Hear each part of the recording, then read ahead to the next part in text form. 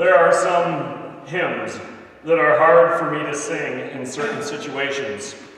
When my emotions are threatening to boil over, especially during a funeral, and if truth be told, especially if my mother or my wife is crying at that funeral. It can be difficult to handle the emotions that go with a powerful hymn like Amazing Grace, or It Is Well With My Soul. Sometimes it helps to be the one leading the song. It's easier to do that when you're leading it. Sometimes it doesn't. To sing when your heart is in turmoil is an act of faith. To sing when the hurt and pain is your own, whether it be physical or emotional, is an act of courage. In today's message, Paul and Silas will be singing, and it will be an act of divine grace. Let's turn to chapter 16 of the book of Acts, beginning in verse 16 through the first half of 18. It says, "Once, when we were going to the place of prayer, we were met by a slave girl who had a spirit by which she predicted the future. She earned a great deal of money for her owners by fortune telling. This girl followed Paul and the rest of us, shouting, 'These men are servants of the Most High God, who are telling you the way to be saved.' She kept this up for many days." It says, "Once when we were going to the place of prayer." So when we were last in Acts chapter 15, way back in February, Paul and Barnabas had just split into two groups over Barnabas' desire to take John Mark along and Paul's refusal to trust him again so soon after his desertion on their previous journey. So Barnabas and Mark had sailed for Cyprus. But Paul went back to the churches of Asia Minor that they had founded on the first missionary trip, and he took along Silas. While making that journey, Paul had a vision from God of a man from Macedonia in northern Greece, begging him to come to them with the gospel. Paul and Silas, along with the writer of Acts, Luke, had quickly traveled then to Greece, where they went to one of the leading cities of Macedonia, Philippi. Philippi was a Roman colony full of military veterans where citizens of Rome had the same rights that they would have if they were in Italy. This place of prayer mentioned here was down by the river, outside the city walls, where a group made up primarily of women gathered, because there was not enough Jewish men in Philippi to form a synagogue. Paul would have gone to the synagogue, as he always did, had there been one. But without the 10 men required to form one, this was the only option for those that feared God in Philippi. So at the riverside, Paul had already found success in sharing the gospel with the women. All of this is in the earlier part of the chapter. One of whom, Lydia, will soon be the host of the new church in Philippi in her own home. But on this day, Paul and Silas are returning to the river, continuing in their teaching and prayer, when a slave girl who had a spirit by which she predicted the future crosses their path. On their way there, Paul and Silas encountered something they certainly did not expect. Who this girl was and how she came to be in this disturbing situation, we have no idea. As a slave, she had no rights anyway. And now she has also to deal with this burden of this spirit inhabiting her on top of it. Not the type of situation that you or I will hopefully ever run into. But our world is full of morally repugnant situations where we feel somehow the need to help, but have no idea where or how to begin. We are told that she earned a lot of money by that spirit for her owners.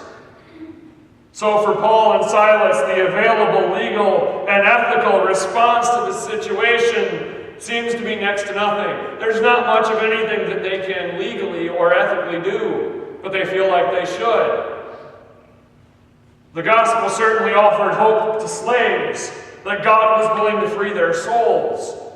But overturning the widespread acceptance of slavery itself will end up taking nearly as long and almost into the modern era as gaining equal rights for women. Certainly this is not something that Paul or Silas can fix right here, right now. So what could Paul or Silas do? What can you or I do when we are faced with injustice on such a fundamental societal level? We're told that the girl followed Paul and the rest of us. Remember that Paul was seeking a time of prayer on the Sabbath. It was not a day for work, but a day for worship. But this situation, this problem followed him. I think we've all been there. When trouble seems to be taking joy in finding us. When we have not sought it out, but there it is just the same. Paul's initial reaction would probably have been, I can't do anything about it. What am I supposed to do about it? I can't do anything here. But as the days go by, that is going to change. You see, sometimes God decides to knock us over the head with an issue or a person that he wants us to get involved in helping. Sometimes he keeps knocking us over the head until we listen. So this woman is shouting, these men are servants of the Most High God who are telling you the way to be saved. As they did when confronted by Jesus, the spirit that possesses this girl speaks the truth. By calling the God of Abraham the Most High God, these are words that are specific enough to be understood by the few Jews that are in Philippi. They know who she's talking about. But it's also general enough to be understood by the majority of Gentiles who know little about the God in whose name Paul has come to their city. She says that he's showing you the way to be saved. That's also a phrase that is very specific for the Jews who hear it. They know that that means that God is offering forgiveness. But it's also general enough for the Greeks, who are already seeking divine help in their lives, but don't have the realization that forgiveness is what they really need. So it is actually a message that Paul could build upon. If only the circumstances surrounding this proclamation were different. We're told that she kept this up for many days. Following that chance meeting on the Sabbath, this slave girl continues her shouting. We don't know if it was continuous. We don't know how often she followed Paul or what kind of shouting this was. But this unlooked-for situation is becoming something Paul can no longer ignore. But what should he do about it? Paul and Silas are building up a fledgling church here in Philippi. There isn't even enough men to start a synagogue. It's a very small, very tenuous beginning here. God clearly called them here to this task. Can they afford to be sidetracked by this need? Or should they keep their focus on spreading the gospel? This dilemma is one that faces churches and pastors and missionaries all over the world and throughout our history. We have a very specific task that we have been given to make disciples. But we also have a world full of injustice and people in need that we cannot ignore. So how do we balance the two? What do we do when completing one of those two missions imperils the other?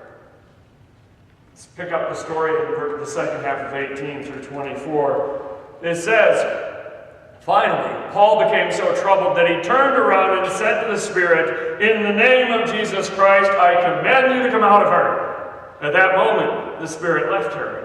When the owners of the slave girl realized that their hope of making money was gone, they seized Paul and Silas and dragged them into the marketplace to face the authorities. They brought them before the magistrates and said, "These men are Jews and are throwing our city in an uproar by advocating customs unlawful for us Romans to accept or practice." The crowd joined in the attack against Paul and Silas, and the magistrates ordered them to be stripped and beaten. After they had been severely flogged, they were thrown into prison, and the jailer was commanded to guard them carefully. Upon receiving such orders, he put them in the inner cell and fastened their feet in the stocks. We're told that finally Paul can't take it anymore.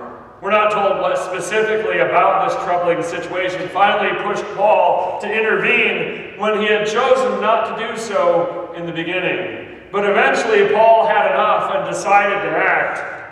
Notice that the words are directed toward the spirit and not the girl. She is a victim in this situation. She is not actually part of the problem. And he says to the spirit, in the name of Jesus, come out of her. And he did so. Paul's solution to the problem was to imitate Jesus, who likewise cast out demons from many people. Now, because you or I are unlikely to encounter a similar situation, we are also unlikely to need to use that similar solution. However difficult and strange situations will continue to occur requiring Christians to make tough choices. So like Paul, our best bet is to imitate Christ whenever or wherever possible. It may just feel like a slogan, but asking yourself, what would Jesus do, is a smart place to start when you come across a difficult conundrum to unravel. However, the owners of the slave girl were not happy with that at all when they realized their money-making situation had been ruined.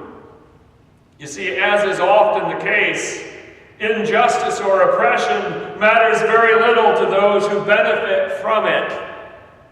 But they notice right away if someone tries to help those that are being oppressed, and it ends up costing them money. Because the purpose of a slave was to serve its master, this girl had been an exceptional slave due to the significant earnings that she had made for them. They're not going to care why Paul intervened. They're not going to care if he did so for the sake of the girl or for the sake of the gospel. They don't care about his motives. Neither of those, none of that is going to matter one bit when compared to their lost money. It's shocking to consider how little money a human life is valued at by society. What society is willing to spend on behalf of those that it cares the least about can tell you an awful lot about that society.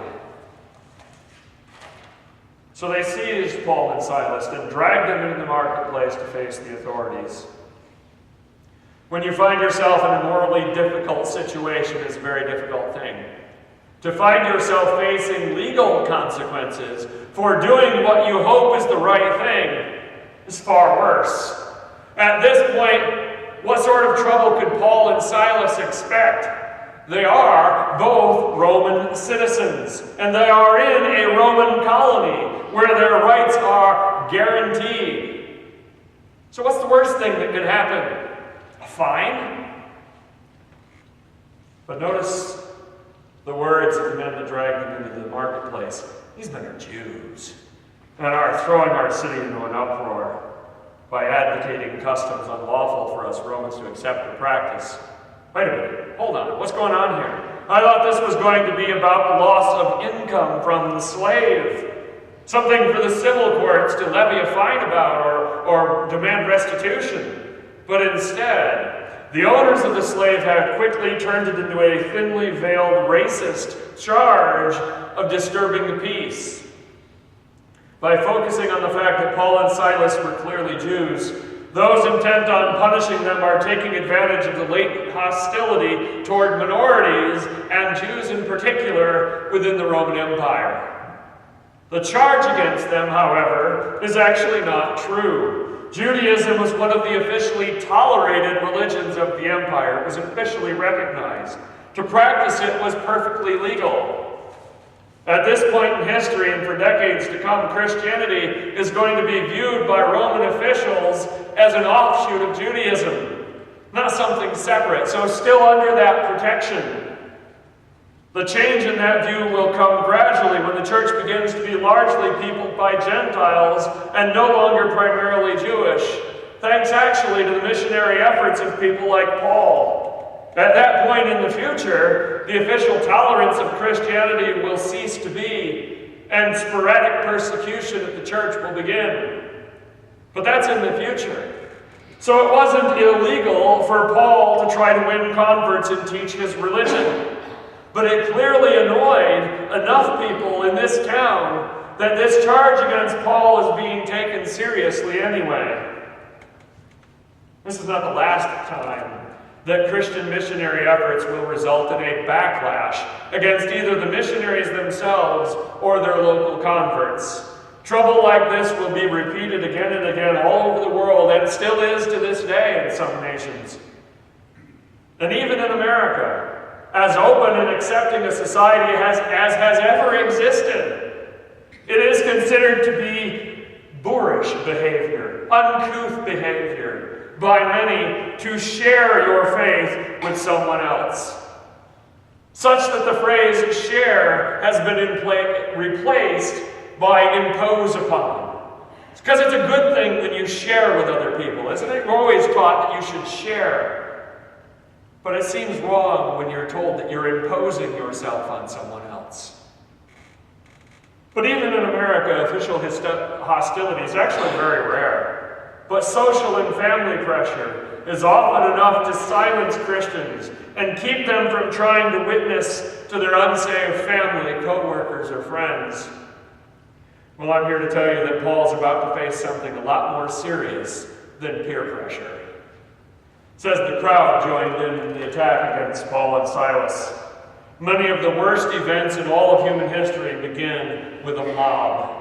What one person would be ashamed or afraid to do on their own, they will eagerly do when surrounded by like-minded people.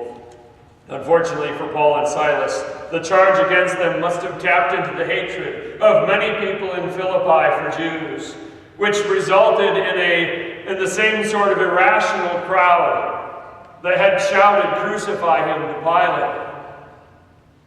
So what do the magistrates do when faced with this crowd? They ordered them stripped and beaten, and they were severely flogged.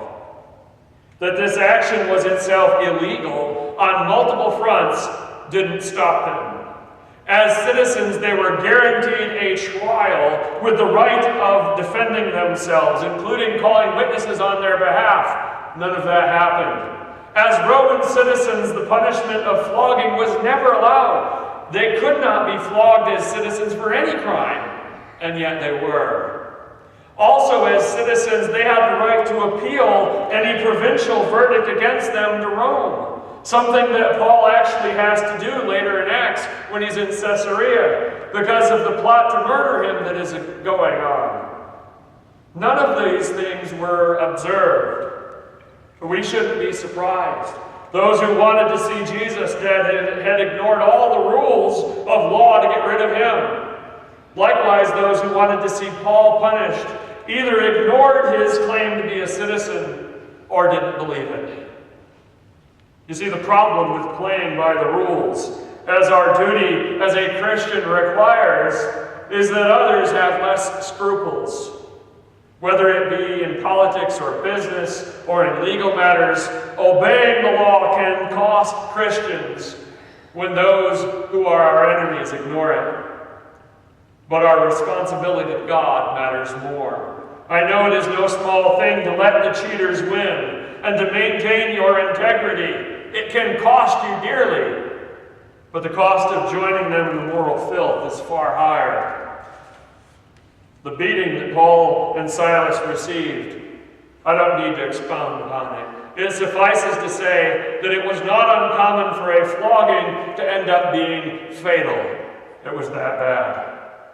This was far beyond the kind of schoolyard bullying that we see in our society today, that unfortunately results in so many kids in our schools responding with horrific violence to being bullied. This is far worse than that. This is brutality, plain and simple. It was meant to send an unmistakable message. Would Paul or Silas respond with venomous hatred of their own? Would they plot their revenge and get the last laugh? We will see in a little bit how they respond to the magistrates. But we're told that after that they were thrown in prison. They were even put in the stocks.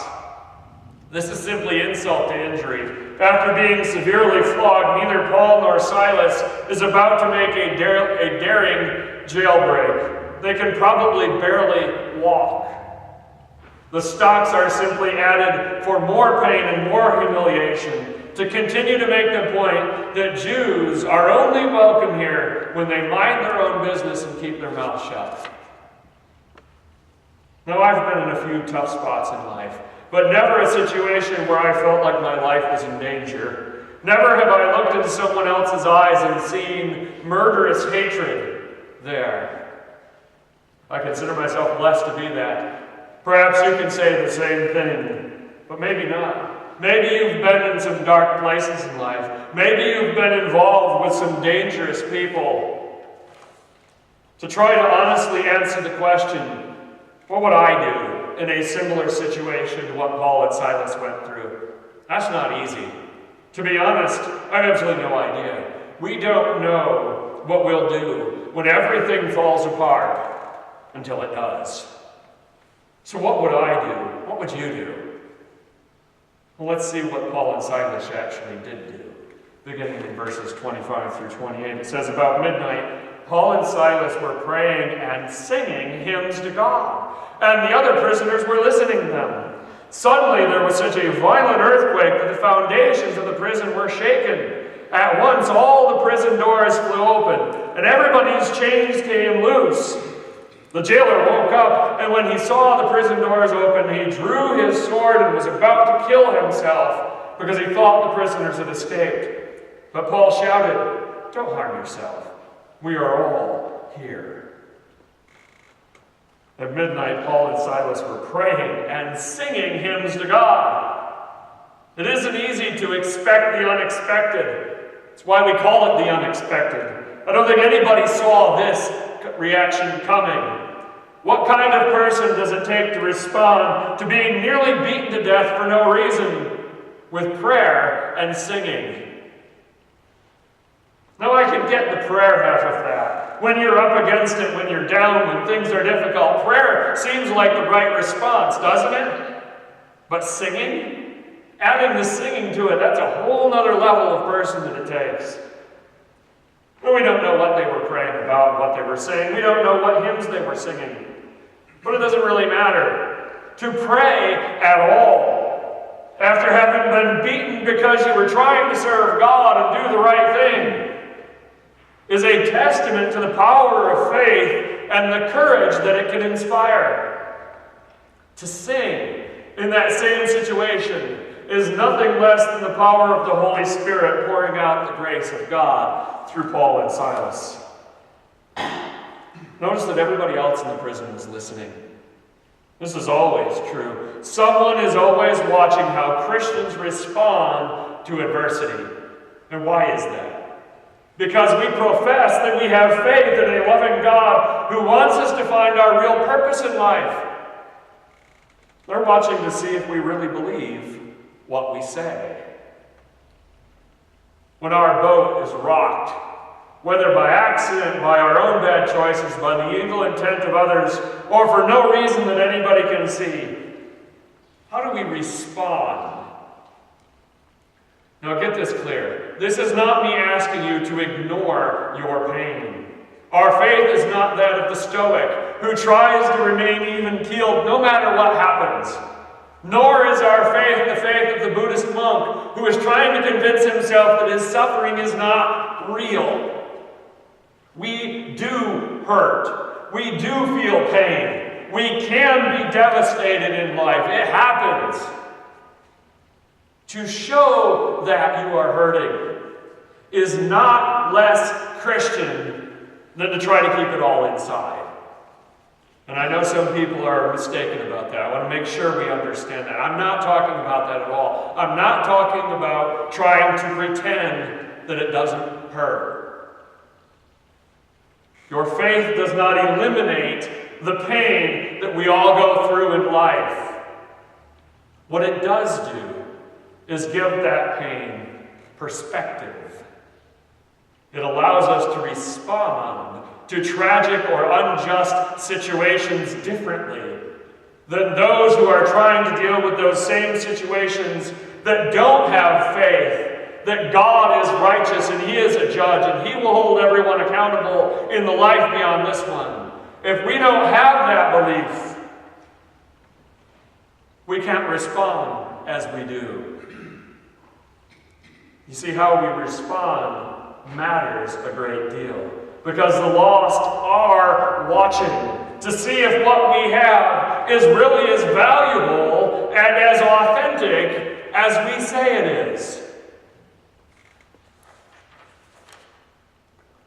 While they were singing, while they were praying, there was a violent earthquake. Everything fell apart. The doors were open. The chains were off. Such a moment would clearly have been an act of God in the minds of Paul and Silas. Here they are, unjustly beaten and imprisoned. Now God has opened the doors and loosed the chains. This must be a divine escape plan, just like when the angel came to save Peter from prison. Why wouldn't Paul and Silas take advantage of it? Why wouldn't they head for the hills? But what of the other prisoners? Many of them should be in jail for their crimes. And what of the jailer? If the prisoners escaped, Roman law required him to receive the same punishment they were to do instead. So the jailer woke up, he went in and saw what had happened, and he was about to kill himself. Thinking they had all escaped and unable to face the dishonor and the punishment that would be headed his way, the jailer decides the best option is to take his own life. There's no logical reason why he shouldn't conclude that the prisoners had all escaped, even if Paul and Silas are too weak or too convinced of their own innocence to run. The rest of the inmates have no reason to stay. They must be gone. But Paul shouted, "Don't harm yourself. We're all here." You see, how we respond to trouble matters. By continuing to trust in God despite their very real pain, Paul and Silas saved the life of a man they didn't even know. A man who was just doing his duty by throwing them in jail. A man whose life had value to Paul. Why did the other prisoners stay? The only explanation is that they listened to the prayers coming from Paul and Silas's jail cell. They listened to the songs of praise coming from that cell by men whose backs are bloodied and beaten. They listened.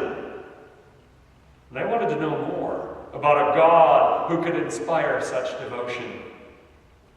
It doesn't take much imagination to envision that the soon-to-be church of Philippi was eventually filled with a bunch of ex-cons singing praise to God alongside everyone else because they had been there that night listening to Paul and Silas. Verses 29 to 34. The jailer called for lights, rushed in and fell trembling before Paul and Silas. He then brought them out and asked, "Sirs, what must I do to be saved?" They replied, "Believe in the Lord Jesus, you and your household. And you will be saved, you and your household." Then they spoke the word of the Lord to him and all the others in his house. At that hour of the night, the jailer took them and washed their wounds. Then immediately he and all his family were baptized. The jailer brought them into his house and set a meal before them. He was filled with joy because he had come to believe in God, he and his whole family. Thus the unintended consequences of Paul and Silas's prayers and singing continued. The jailer rushes in and falls trembling before them. Because Paul and Silas first prayed and praised God despite their misfortune, God was able to speak to the inmates through them. Because Paul and Silas remained when the doors were flung open, God was able to speak to the jailer as well. You see, because they were being proactive in prayer and worship, it was easy for them to be reactive in a way that continued to serve God when the doors came open. The jailer asked a very simple question, "Sirs, what must I do to be saved?" Why does the jailer think that Paul and Silas can answer such a profound question? Because they demonstrated a faith worth having. The answer is simple. Believe in the Lord Jesus and you will be saved, you and your household. Such a simple and honest answer to the most important question anyone can ever ask. Simply believe, trust, have faith in God. Notice the suggestion that this gift is available to the whole family of the jailer. The domino effect of grace that is flowing from the faithful response of Paul and Silas to adversity continues to grow and help more and more people.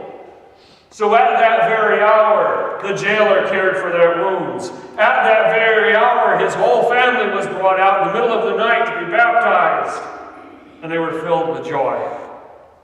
This amazing immediate response from the jailer could be a sermon all by itself.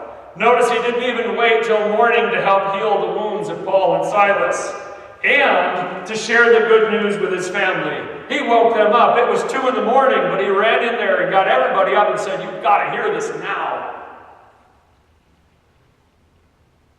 He woke them all in the middle of the night to join him in making a commitment to Jesus Christ. Amazing. The joy he felt for himself and his family was so overwhelming. An hour ago, he had been on his knees ready to end it all because of his bad luck. Now God has brought forgiveness and reconciliation to his entire family. You see, how we respond to trouble matters. The epilogue, the end of the story, 35 through 40.